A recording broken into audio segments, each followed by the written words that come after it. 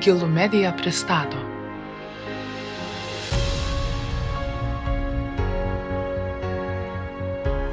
Marijos Alseikaitės Gimbutienės Senoji Europa.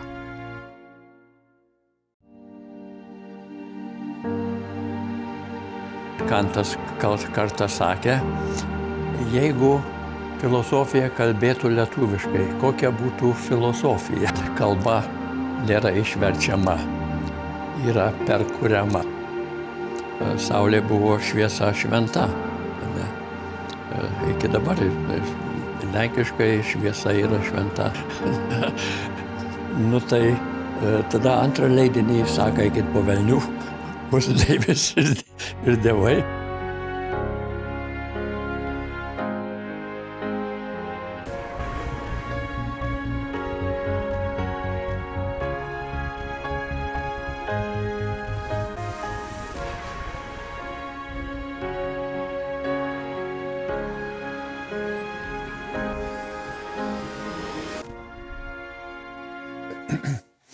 Mano susitikimas su Gimbutiene buvo pirmą kartą Santaroj, dar Taboro ūkyje Adamkaus.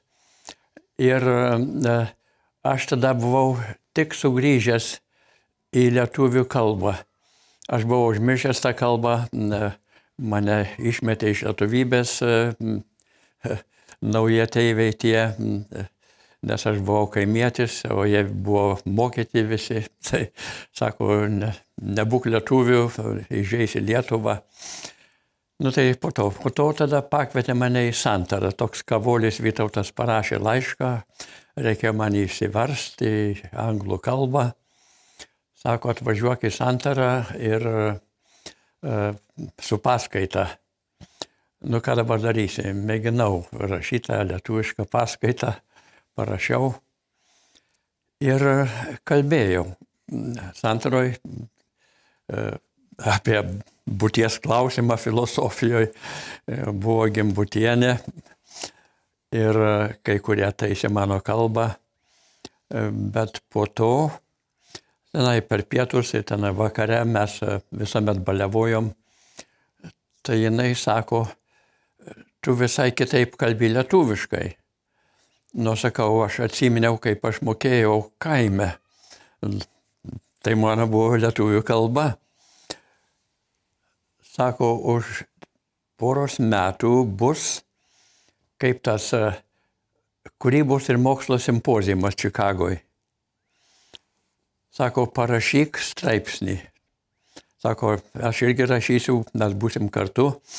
Kaip tu kalbi lietuviškai? Tai mane paskatino labai. Tai sutarėm, kad parašysiu tą straipsnį ir parašiau lietuvių kalbos pasaulis. Ir paminėjau Kantą, kad Kantas kartą sakė, jeigu filosofija kalbėtų lietuviškai, kokia būtų filosofija. Tai aš tą pasakiau ir tada nuvykom į tą simpoziumą. Ir aš tą paskaitą skaičiau. Ir tada buvo mokslininkai, sako, tai kieno jūs hipotezę vartojat suprast kalbą? Ar ten Warfo ar kitų. Marietis stojo, sako, jam nereikia jokios hipotezės, jis kalba lietuviškai. Ir tada mes buvom sukūrę Ohajo valstybėje, Kent State universitete, vasaros stovyklą Lietuvos lietuvių jaunimui, tenai studentams iš visos Amerikos. Lietuvių kultūra, kalba, papročiai, visa kita. Tai Gimbutienė visuomet dalyvaudavo, aš, paskui Kavolis, Šilbajoris, ir toks, aš galvoju, kunigas Jonynas, kalbininkas. Ir tai tada kiekvieną kartą susitikdavom ir mes tenai su studentais bastydavomės. Ir ir aišku, Gimbutienė visuomet apie tą seną Europą ir ypač apie tą visą klodą matriarchato. Ja. Ir tas mane privertė, kabutėse, parašyti straipsnį angliškai apie kas yra moteris. Ir tas straipsnis buvo išleistas angliškai. Į tą sakau, kai tada, dar grįžtam atgal prie tos simpozijimo, ir tai man paprašė kultūros barai išleistą straipsnį. Ir tai aš parašiau padėką Marijai, kad jinai be jos nebūčiau tokių dalykų rašęs, ne. Jinai mane paskatino, sako, tu kalbi lietuviškai. Ir tikrai, dar kada buvom Santaroj tą pirmą kartą, tai susitinku buvusių pažįstamų, prie baro, tai aš klausau jų, aš jų nesuprantu, jie kalba lietuviškai. Hebrūnė, einam padaryti drinksiuką. Ką padaryti? Arba biriuką, arba taip toliau. Tai sakau, ką tas reiškia? Tai Gimbutienė sako, tu kalbi lietuviškai, mes nebekalbam lietuviškai. Ne. Tai tas, sakau, išleido čia kultūros barai. Ir tas straipsnis buvo grinai lietuviškas, iš kaimos gyvenimo, kaip mes suprantam pasaulį. Ir tada dar vienas kartas Santaroj buvo po poros metų. Buvau pakvietęs tokį Alfonsą Lingį, jis dabar švenčiamas Lietuvoje. Mano geriausias draugas, išeis knyga Vilniaus universiteto visą 300 puslapių mano gyvenimą su Lingiu 50 metų. Tai Lingis pasirodė ir jisai kalbėjo apie nardymą. Lingis tai viso gyveno pavojingai. Ir tada jis šneka, kaip tenai žuvis, tenai rykliai ir visa kita, kaip reikia bendrauti. Ir tada jisai labai užpykęs buvo, kad vokiečiai žuvauja pagauna didžiulę žuvį, nusifotografuoja negyvą ir išmeta. Sako, kokia durnystė, kaip čia gyvūną nužudyti. Tai Marija po jo paskaitos atlikė, apkabino jį. Sako, tu supranti gyvenimą kaip moterišką. Tai susipažino su Lingiu ir keletą kartų mes dalyvavom konferencijose, kaip tą vadinamą palyginimų civilizacijų. Tai tada, aišku, bendravom su Kavoliu, Vytautu visuomet. Ir vienoj konferencijoje buvo mano universitete palyginimų civilizacijų tarptautinė konferencija, atkeliavo Gimbutienė, pas mane apsigyveno, neleidau viešbutyje. Tai su Kavoliu abu pas mane apsigyveno. Tai daug šnekėjomės, bet ir iš to, sakau, išėjo mano straipsnis angliškai ir išėjo lietuviškai. Siaubingas grožis ir jos refleksinė jėga. Tai irgi tada teko studijuoti, aš kalbėjausi su ją daug kartų apie tą klodą, kad moters galybė, vienu žodžiu, nepaisant, kad yra civilizacijos, kad čia moteris yra žemesnio lygio, bet ji visuomet buvo galingesnė. Ir atradau tokius dalykus, kad visi dievai, ir dar atleiskit, kada Gimbutienė išleido parašė pirmą knygą Dievai ir deivės. Tai jį parašė Deivis ir dievai, ne? Tai redaktoriai sako, viskas tvarkoj, bet turi būti dievai ir deivės. Nes aišku, dievai yra pirmi. Tai Tada antrą leidinį sako, eikit po velnių, bus Deivis ir dievai. Na ir tada palyginimų civilizacijų konferencijose jinai apie tą klodą visuomet kalbėjo Sena Europą ir visą kitą. Ir buvo didžiulė kontroversija. Ir mes, Kavolis pyko ant konferencijos, jis buvo prezidentas tos palyginimų civilizacijų studijų, bet pradėjo kalbėti, diskutuoti, kad kodėl tos statulėlės, tos atrastos moteriškos, taip atrodė. Jis staiga kalba žinovai civilizacijų, sako, jas skulptavo todėl, kad vyrams patiko tokios lytiškos moterys, freudiškai. Tai mes ne tik pykom, davėme kailį. Jūs interpretuojat visą pasaulį pagal dabartinius jūsų banalius išaiškinimus, ne? Ja, tai nes buvo mokslininkų, daugybė, kabutėse mokslininkų, bet jų interpretacijos buvo, kaip sakant, hermeneutiškai kalbant. Yra viena iš hermeneutikos klodų ir Gimbutienė apie tai buvo rašius, kad mes daugumą kalbam iš savo istorinio konteksto, ne? Ir tas istorinis kontekstas atrodo viską apima. Atrodo viskas aišku. Ir nesupranta, ir Gimbutienė apie tą labai daug argumentavo, nesupranta, kad viskas yra suprantama tik iš savo konteksto, ne, o ne iš mūsų konteksto. Ne.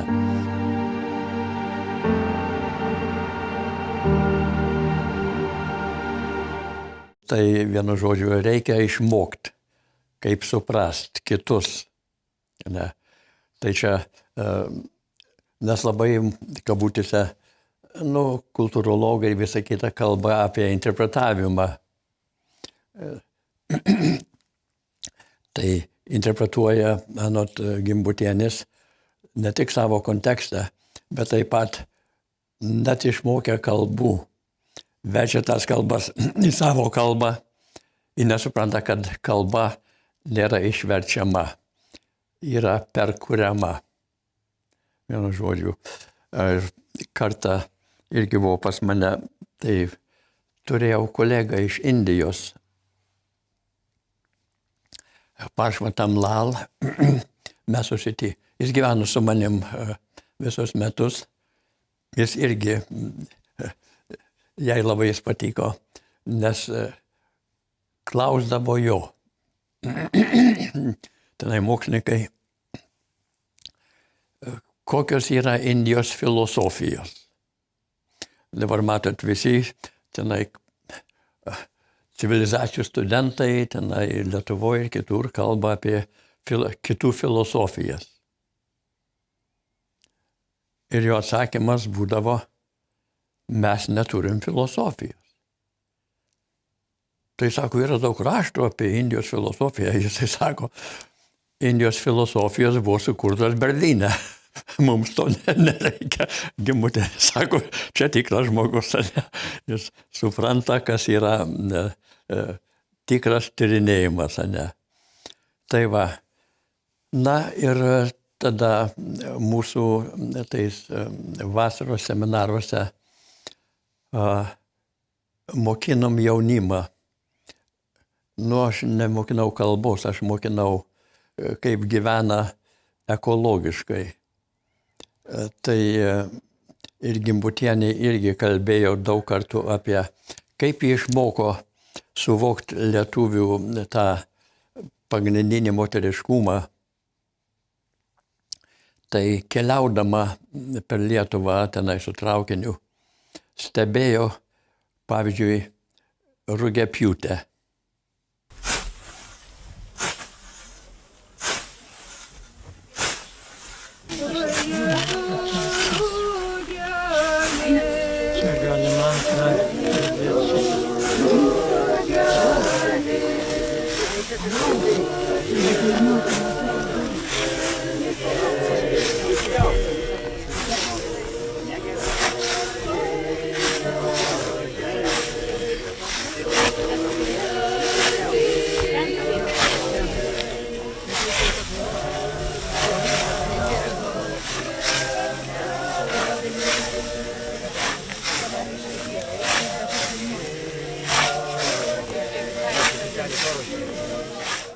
Ir kokie ritmai rugiapjūtės.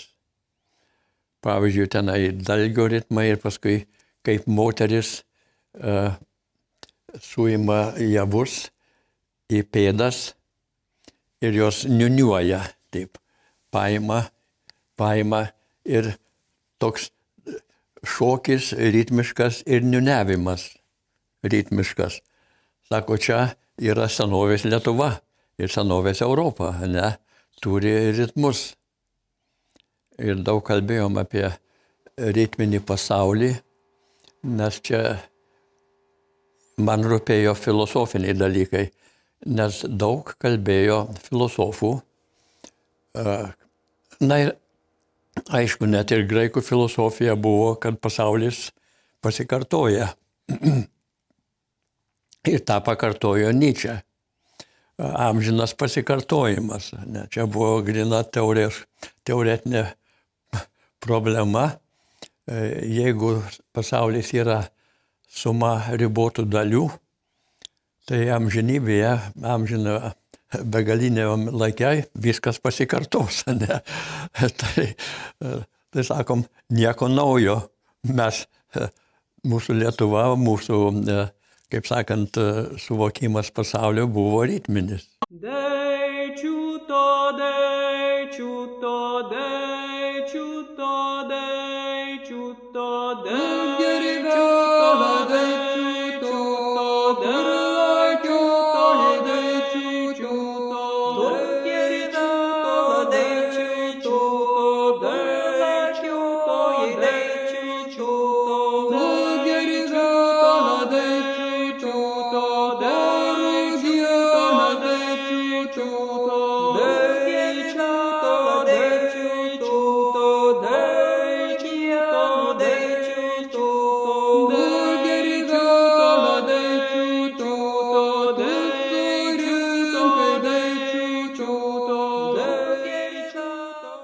Iš pavasario vasara, iš vasaros ruduo, iš rudens žiema, žiemos pavasaris. Ne?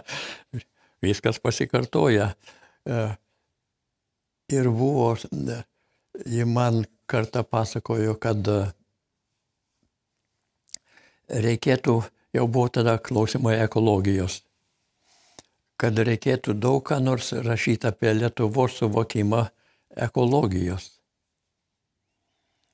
Ir apie tą buvo trečią kartą santroje. Mes sėdėjom prie alaus ir diskutavom, kaip suvokti pasaulį, nu, kaip čia sakant, neišėjus iš jo. Nes pagal visas teorijas mes žiūrime pasaulį kaip objektą, ne? O diskutuojam pasaulį, ten kažkai kur pasaulis, o mes čia šalimais. Ne? Tai sako, labai įdomu, kad ir aš paminėjau Aristotelį, kad Aristotelis klausė, kai prieini pasaulio ribą, iškiši ranką, kas tenai bus. Tai buvo juokinga, sako, mes tos rankos negalim iškišti, mums reikia suprasti pasaulio gyvendami jame. Ne? Tai kaip lietuviai suprato pasaulį tiesiogių būdų. Ir tai ir iš to jinai sutiko su graikų filosofijos suvokimu teorijos. Teorija nereiškia, kad mes išaiškinam pasaulį. Mes jį atveriam, kaip jis yra be jokių prielaidų. Ir mes esam tame pasaulyje. Taigi Motienė sako, aš tame ritme gyvenu, kaip tos moteris, tos javus į pėdas ryša, išstato gubas ir visa kita. Ir tada kaip lietuvis vis, nu tai dar vienas dalykas. Tai sako, lietuvis žmogus yra toks išminčius, nes jam nereikia turėti vienos teorijos, vienos karjeros, jis viską turi žinoti. Ir apie gyvūnus, ir apie žemę, ir apie, kaip sakant, medžius ir žolynus ir javus. Tiek daug žinybos reikia. Ir kodėl tą žinybą tas žmogus suvokia tiesiog per jusles. Mano seneliai pavasarį, aš jai tą pasakoju ir tai irgi suprato ir žinojo.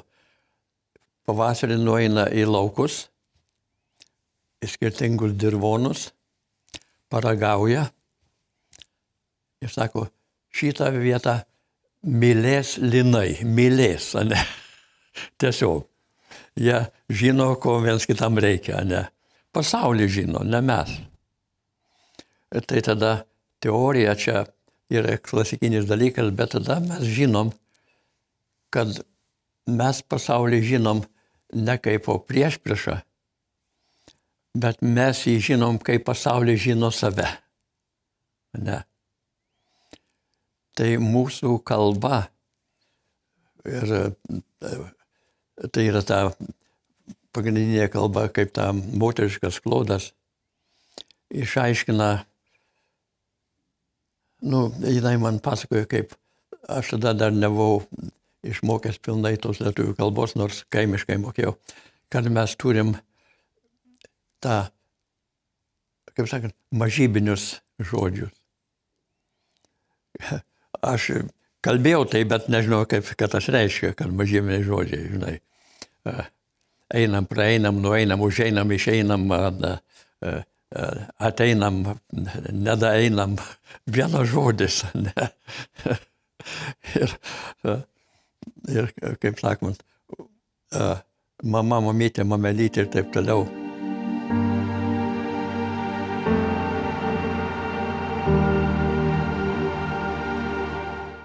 Kitose kalbose tik gal dviems būdams, pavyzdžiui, vokiškai Mutter, Mutterlein, Mütterchen ir viskas.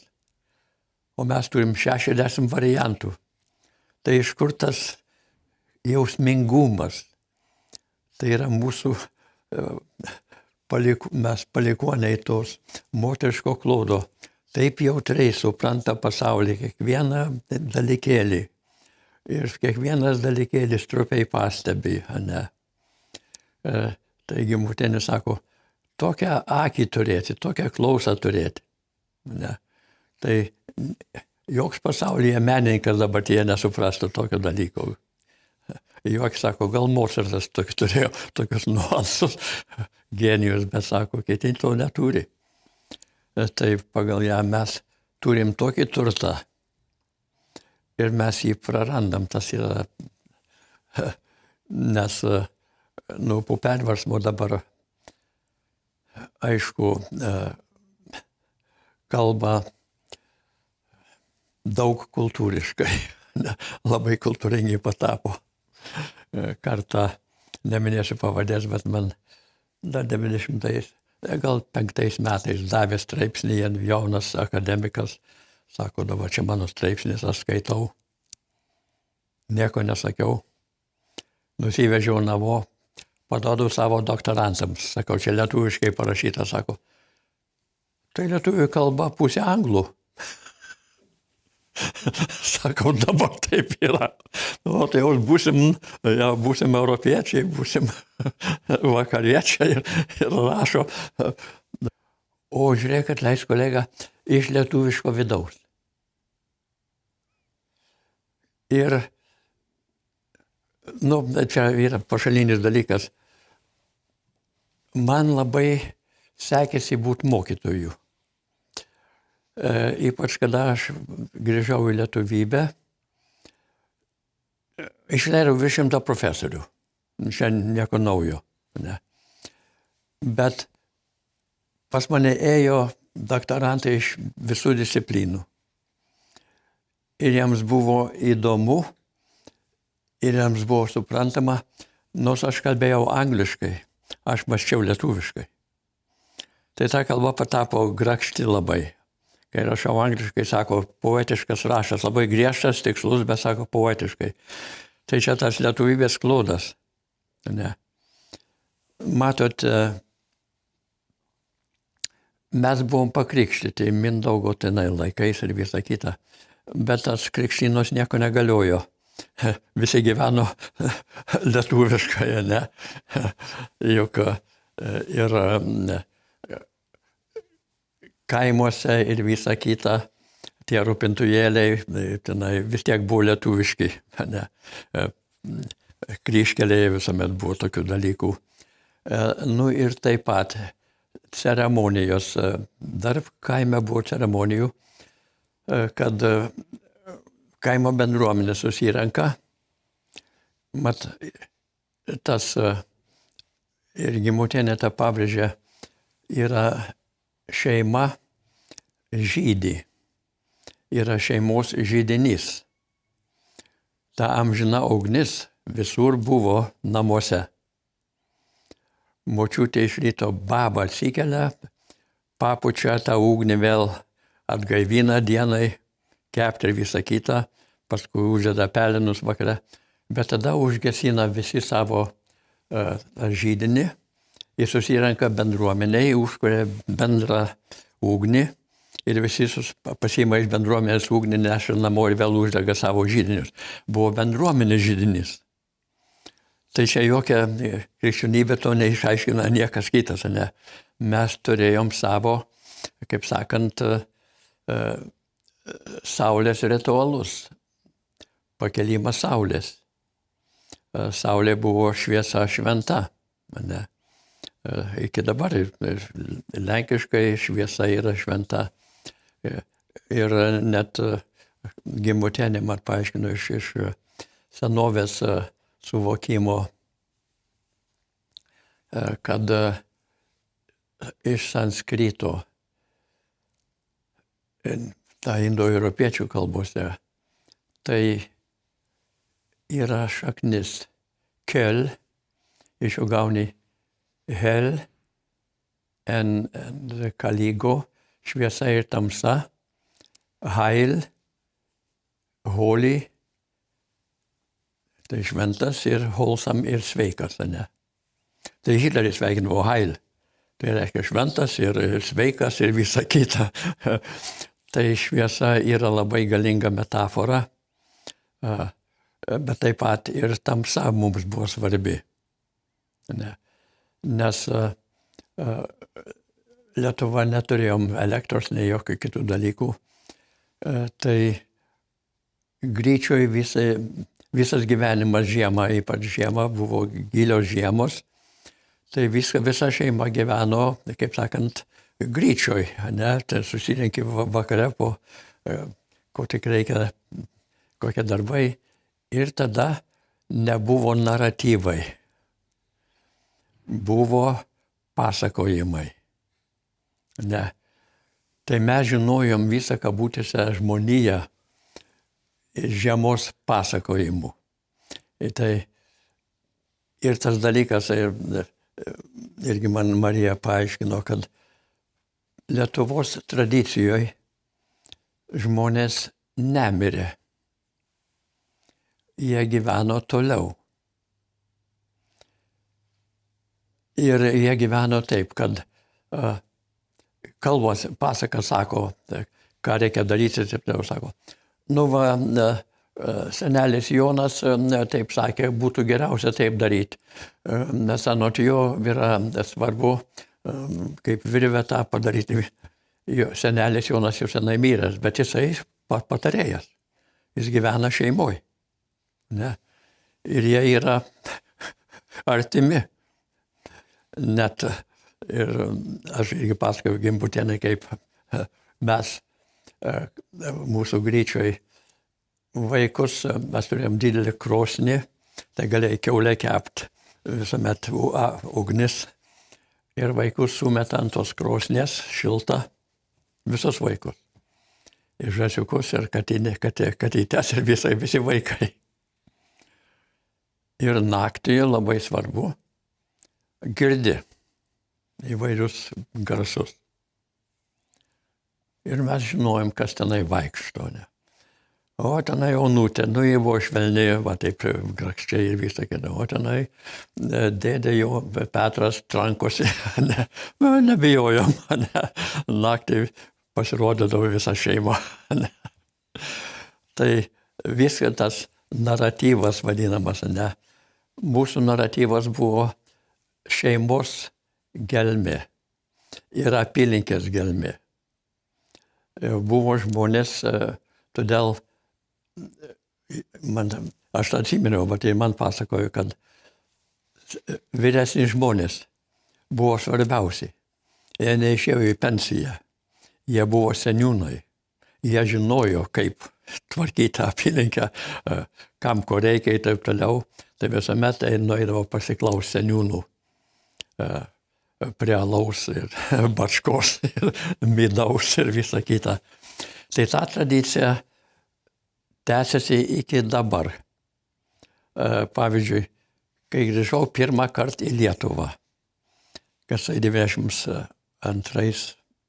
gal tada.